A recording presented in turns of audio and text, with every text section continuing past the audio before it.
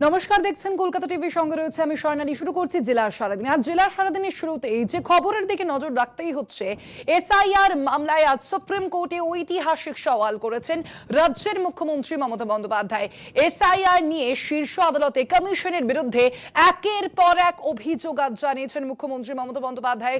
Supreme কোর্টের প্রধান বিচারপতির কাছে একাধিক অভিযোগ জানিয়েছেন আজ মুখ্যমন্ত্রী মমতা বন্দ্যোপাধ্যায়। বেআইনিভাবে মাইক্রো পর্যবেক্ষকদের নিয়োগ করে ভোটার তালিকা থেকে একতরফা নাম বাদ দেওয়া হচ্ছে। সুপ্রিম কোর্টে অভিযোগ জানিয়েছেন আজ মুখ্যমন্ত্রী।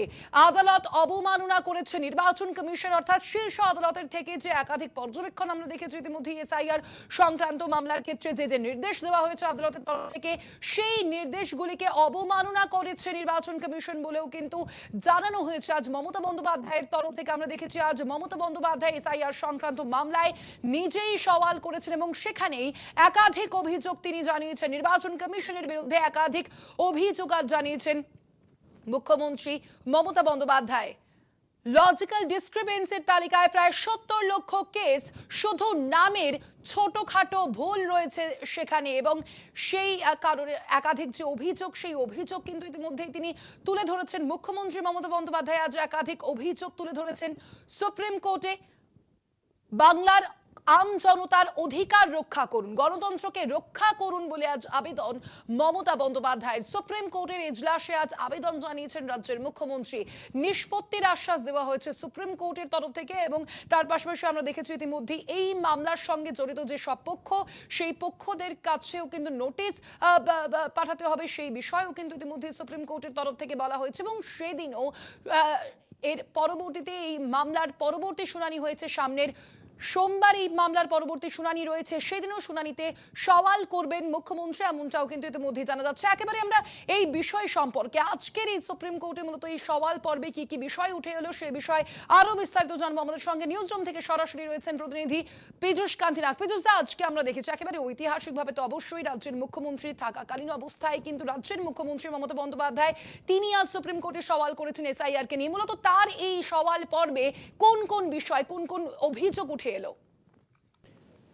দেখো, রাজ্যের মুখ্যমন্ত্রী মমতা বন্দ্যোপাধ্যায় তিনি কিন্তু পরিষ্কার সাধারণ মানুষের হয়ে আজকে সুপ্রিম কোর্টের সামনে পশ্চিমবঙ্গের যে সমস্যা, সেই সমস্যার কথা তিনি তুলে ধরেছেন এসআইআর প্রক্রিয়ার ক্ষেত্রে।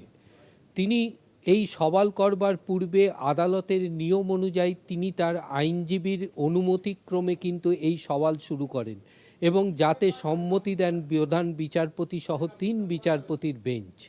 এবং এই সওয়াল পর্বে মুখ্যমন্ত্রী যে বিষয়গুলি সম্পূর্ণভাবে তুলে ধরেছেন, এক, মানুষ প্রকৃত বিচার চায়, সেই বিচারের জন্য তিনি বারবার নির্বাচন কমিশনের দ্বারস্থ হয়েছেন, নির্বাচন কমিশনকে চিঠি দিয়েছেন, কিন্তু তার কোনো সদুত্তর পাননি। আজকে পশ্চিমবঙ্গের মানুষের ভোটার তালিকা থেকে নাম বাদ দেওয়া হচ্ছে, পশ্চিমবঙ্গের ওপরে গণতান্ত্রিক আঘাত আনা হচ্ছে, সেই গণতান্ত্রিক ক্ষেত্রে বুলডোজারের মতো মানুষের নাম ভোটার তালিকা থেকে বাদ দেওয়া হচ্ছে। আজকে সেই অবস্থায় দাঁড়িয়ে উপযুক্ত বিচারের আশায় কিন্তু আজকে তিনি সুপ্রিম কোর্টের দ্বারস্থ হয়েছেন এবং আদালতের দ্বারস্থ হয়েছেন, এমনটাই কিন্তু সওয়াল পর্বে বিচারপতিদের কাছে তিনি তুলে ধরেছেন। শুধু এই বিষয়টি নয়, তিনি উদাহরণস্বরূপ বলেছেন যে কোনো মেয়ে যদি তার বিবাহ হয়, বিবাহের পর তার যদি পদবি পরিবর্তন হয়, সেই পরিবর্তনের ক্ষেত্রেও তার দেখা যাচ্ছে যে এসআইআর থেকে তার নাম বাদ, প্রক্রিয়া থেকে তার নাম বাদ দেওয়া হচ্ছে। ছোটোখাটো বানান ভুলের ক্ষেত্রেও নাম বাদ দেওয়া হচ্ছে, এমনটাই অভিযোগ তোলা হয়।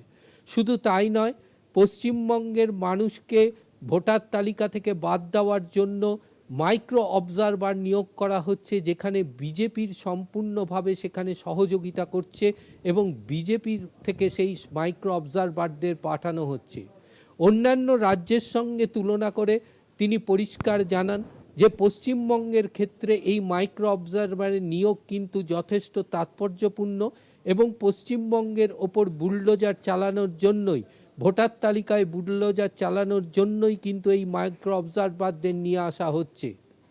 যদিও জাতীয় নির্বাচন কমিশনের পক্ষ থেকে রাকেশ দ্বিবেদী এর বিরোধিতা করে বলেন যে পশ্চিমবঙ্গ সরকার যথেষ্টভাবে সহযোগিতা করছে না, এবং সেক্ষেত্রে সেই সহযোগিতা না করার জন্যই মাইক্রো অবজারভার নিয়োগে বাধ্য হচ্ছে জাতীয় নির্বাচন কমিশন। তার যুক্তি সেই যুক্তি খণ্ডন করতে গিয়ে মুখ্যমন্ত্রী বলেন যে অন্যান্য রাজ্যের ক্ষেত্রে যে ডিএমদের অবস্থান রয়েছে সংখ্যাগত দিক থেকে পশ্চিমবঙ্গের সংখ্যা তাই কম। সেই কারণের জন্য 24 জন ডিএম থাকার জন্য তিনি উপযুক্ত পরিমাণে সেই মাইক্রো অবজারভারের জায়গায় যে আধিকারিকরা কাজ করবেন তিনি দিতে পারছেন না। এটা ভৌগোলিক অবস্থানগত বিষয়ের বলেই তিনি উল্লেখ করেছেন। মাইক্রো অবজারভারের ক্ষেত্রে মুখ্যমন্ত্রীর এই অভিযোগের প্রেক্ষিতে কিন্তু সুপ্রিম কোর্ট জাতীয় নির্বাচন কমিশনের উদ্দেশ্যে পরিষ্কার জানিয়ে দিয়েছেন মাইক্রো অবজারভারদের আরও সংবেদনশীল হতে হবে। এক্ষেত্রে মুখ্যমন্ত্রীর সমস্ত অভিযোগকে প্রাণ্যতা দিয়ে সুপ্রিম কোর্ট নির্বাচন কমিশনকে পরিষ্কার নির্দেশ দিয়েছে আগামী সোমবারের মধ্যে তাদের এই বিষয়গুলিকে পরিষ্কার করতে হবে। তবে আগামী সোমবার মামলার পরবর্তী শুনানির দিন রাজ্যের মুখ্যমন্ত্রী উপস্থিত থাকবেন এবং তিনি এই বিষয়গুলিতে যে জাতীয় নির্বাচন কমিশন যে যুক্তি তুলে ধরবে সেই যুক্তি খণ্ডন করবার জন্য মুখ্যমন্ত্রী মমতা বন্দ্যোপাধ্যায় নিজেকে প্রস্তুত, এমনটাই মনে করছে আইনজীবী মহল। ধন্যবাদ। তো আমরা কথা বলছিলাম, আমাদের সঙ্গে সরাসরি ছিলেন প্রতিনিধি পীযূষ কান্তি নাগ।